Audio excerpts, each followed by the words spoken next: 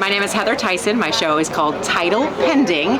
So life was going along just fine, and then I got a mysterious text from my husband, and things went sideways. So the show is about the aftermath of that, and yes, it's about betrayal, it's about breakdowns, and it is about breaking out of boxes that tell us all the things we should do and who we should be. So trying to come to terms with a new identity in my life after things fell apart. Life in boxes. The good girl box. Be kind, generous, let other people go first, share the candy, don't ask for too much. Smile. Always have a nice expression on your face. You know, writing has always been a way that I try to make sense of the world, especially when I don't understand things, which there's quite a lot in the world right now I don't understand. So I write a lot to process.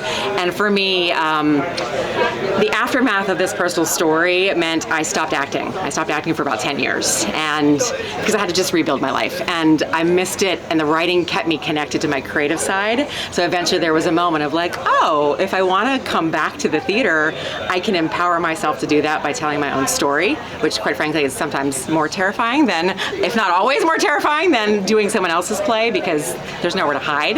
But it also felt like a way for me to reclaim myself. And then when I did the show, it was like, oh yeah, there I am. So it was a huge return to me, and now it's like I have a fire to keep telling the story, because I feel like I know what it does for me to share, and I know sitting in audiences and watching other storytellers share their stories, I know that's impactful, so I want to be part of that community. And before I started traveling all the time, we would make it a habit almost every night to have a cocktail, you know, and on the balcony, catch up on our days. And for a while we were drinking what we called Friskies, Fresca and whiskey.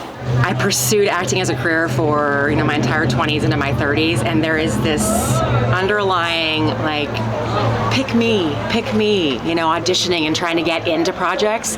To have the freedom to say, no, I pick me. I pick myself to do this in a space where everybody else is putting their heart and soul into the work because they want to be there, and creating new work and doing what they love and kind of not worrying what other people think about it, because again, no jury, no judgment, and you know, your audiences, you never know who you're going to get. So I think that kind of creative passion that we all feel, that's what makes it feel safe, and a place that we get to, again, like it's about claiming ourselves as artists without waiting for somebody else to tell us that that's what we are. That.